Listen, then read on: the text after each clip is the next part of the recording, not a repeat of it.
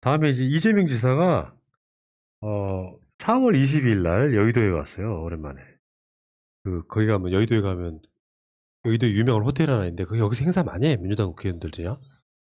이제 백브리핑 이야기를 들어보니까 보도가 한참 나왔었죠. 경기도가 독자적으로 백신 어쩌고저쩌고 하는 거.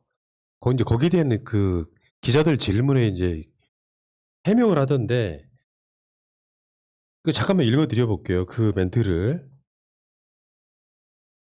진영 논리에 매몰된 일부 정치 세력들이 정부의 방역 정책을 지나치게 공격하다 보니까 백신 선택의 다양성에 대한 논의가 사실은 봉쇄된 측면이 있다. 지금 우리가 현실적으로 사용하고 있는 것 외에 더 효율적이고 더 안전하고 더 값싸고 더 구하기 쉬운 백신이 있는지 찾아내야 하고, 있다고 한다면 진영 논리나 정치적 요인을 고려하지 말고 과감하게 선택해야 한다는 뜻이다. 말하자면 좀 더 그 이야기를 좀 쉽게 풀면 경기도도 백신 구해보겠다에 가까워요. 요거를 이제 민주당 갈라치기로 쓰는 거죠. 왜 이재명 지사는 정부를 못 믿어가지고 경기도가 따로 백신 맞겠다고 했다. 뭐 이런 식의 이야기를 왜곡시키더라고요. 그거는 포인트로 잡은 것 같더라고요. 왜냐하면 국힘 쪽의 패널들이 일제히 이재명 지사를 비난하고 나섰어요. 그리고 뭐 주제 없는데도 끌어다가 비난하더라고요. 근데 뭐 저는 이거의 효과는 오히려 이재명 지사에게 플러스일 거라고 봅니다. 그리고 이재명 지사가 얘기하는 것은 백신을 구할 수 있는 모든 노력을 할 수 있는 사람 다 노력하자예요. 취지가. 국민의힘도 노력하세요. 그러게. 응? 흔들지 말고 국민의힘도 인맥 이용해서 노력하세요. 국민의힘이 저는 정권을 못 잡을 거라고 보는 이유 중에 하나가 민주당이 못 돼야만 되는 사람들이라서 어떤 대안도 없이 흔쾌히 뭘 도와주지도 않는 사람들이잖아요. 이런 사람들한테 사실 정권 맡기긴 힘들지 않을까, 일반 국민들이. 그리고 지금 그 이야기도 나왔었죠. 문자 폭탄 관련해 가지고. 요거 이제 현장 분위기를 봐야 되는데, 문자 폭탄에 대해 어떻게 생각하세요? 물으면은 그냥 눈 감으면 아무것도 없는 거다. 저는 그 답변이 너무 멋있던데. 문자 폭탄 보내는 사람들에 대한 비판도 좀 있긴 했거든요.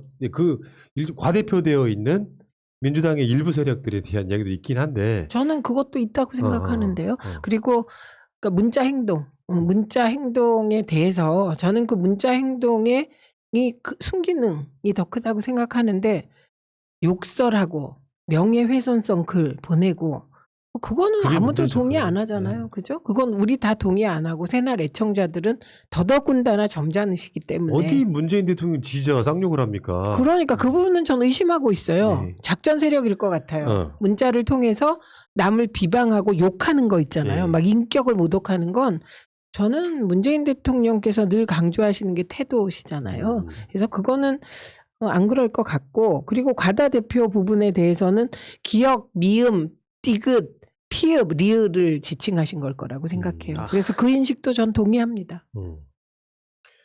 그리고 이제 내가 오늘 들은 이야기 중에 하나가, 어떤 분이 저한테 개인적 메시지를 보내왔는데, 이재명 지사만 띄우지 말고 경선의 역동성을 위해 다른 정치인들 좀 띄우라는 거예요. 띄우세요, 정세균 총리님. 저는 정세균 총리님은 이름도 세균이고 코로나19 방역에 대구까지 내려가시고 젠틀맨이시고 그다음에 콘텐츠 뭐 아주 준비된 대통령 후보라고 생각합니다. 아니, 그러니까 이런 건 있어. 내가 어제도 이야기했는데 윤석열이 치고 나가잖아요. 지금 언론들이 뭐 해 어쨌건 간에. 근데 이쪽이 턱없이 지지율이 모자라게 되면 나중에 그게 추세가 돼서 나중에 이명박 정동영처럼 될 수도 있어요. 어머, 푸나님, 뭘 그렇게 수세적으로 얘기하세요? 그 메시지 푸나님에게 보내신 분 이재명 귀한 줄 아세요? 지금 이재명 지사 없으면요, 이재명 지사 빼보세요. 그 다음 지지자가 몇 프로예요? 지지율이? 아니, 이거는 그 부분은 방어해주고 있는 거예요. 아니, 그 부분은 이재명 지사 지지자가 한 말이야, 나한테. 아, 그래요? 야, 나 그렇게 수준 높은 지지자도 많네. 그분은 진짜 수준 높다. 그러니까 근데 경선의 역동성을 위해서라도 다른 후보들 죽이지 말고. 나 죽인 적은 없고. 어머, 왜 죽이세요? 푸나님 죽였으면 반성하세요. 좀 띄워달라는 거예요. 그래야 이게 민주당의 역동성이 생기면서 대선판이 재밌어진다. 그렇다고 새날이 띄운다고 뜹니까? 본인 자질이 중요하지. 그런데 소개하는 건 중요하겠죠. 정세균 총리 한번 모시시죠, 뭐. 곧 나오시기로 했어요. 네. 자, 이낙연 전 대표도 한번 모시시죠, 뭐. 어차피 우리 그 세 기둥이 가는 거잖아요. 그런데 중요한 거는 저는 뭐 그 정말 기역, 미음, 쌍디귿, 피읍, 리을만 제외하고는 모든 민주당 당원과 지지자들은 이재명 지사 귀한 줄 아셔야 돼요. 이게 이재명 지사가 대권 후보 될 거다 이 말이 아니에요. 만약에 그 이낙연 우리 전 대표님이 40%까지 거의 육박하셨었잖아요. 네. 근데 지금 지지율이 많이 떨어졌는데 이재명 지사가 없으면 그거 다 어디서 떠도는데요? 그래서 그걸 잡아두는 후보가 민주당에 있다는 게 민주당의 복이라니까요. 그러니까 이런 거 아까 민주당에서 이재명을 고마워해야 된다는 이유 중에 하나가 네. 사실은 이재명만이 갖는 캐릭터가 하나 있어요. 뭐냐면 보수 진보 이런 걸 떠나서 사람 자체가 실용적이잖아요. 네. 그럼요. 그리고 개혁은 개혁인데 이게 그냥 삶에 와닿는 민생 개혁. 아니 이익을 주는 게요. 그 캐릭터를 수년간 갖고 있기 때문에 이 캐릭터를 누가 카피하거나 깨기는 굉장히 어렵다. 이런 저는 생각이 더 중요한 게 있다고 생각해요. 지금 윤석열 전 총장이 검찰총장으로서 국가 세금 써가면서 사실상 정치 행보를 했잖아요. 네. 마음대로잖아요. 그런데 대부분의 민주당 쪽 분들은 다 점잖으시지 않습니까? 그런데 어쩐지 그런 막대먹은 행동을 누군가 할 때 정확하게 대적할 것 같지 않습니까? 사이다 이미지. 뭐 저는 뭐 잘못된 거 왜 그따위로 행동하십니까? 이렇게 할 것 같잖아요. 예. 그것도 플러스 요인이에요. 특히 지금 순환이. 이 지지자분들이 동의 안 하세요? 동의해요. 다음 동의하죠. 멘트 준비하고 있었어. 그러니까 예를 죄송해요. 들면 윤석열 전 총장이 사실은 여러분이 머릿속에서 언론 보도를 지우고 보십시오. 검찰총장이 그게 할 행동입니까?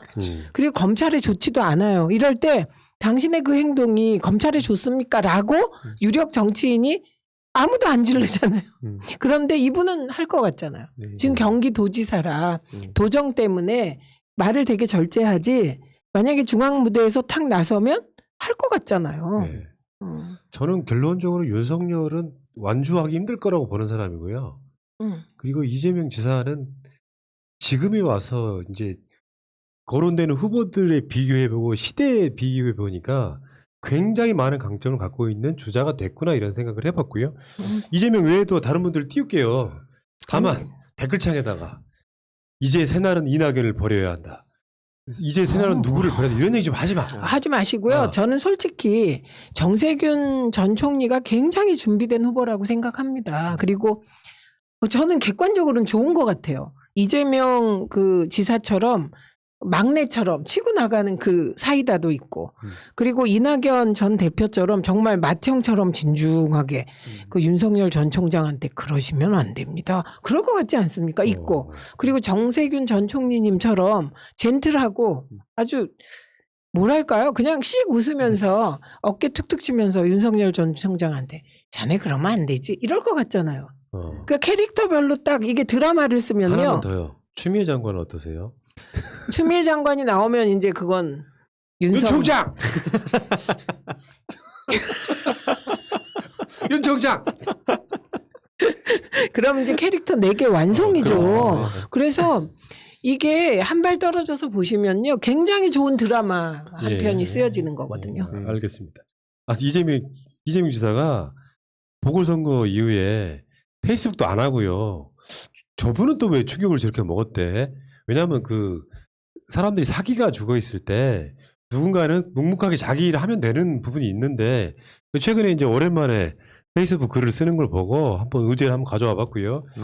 여기까지.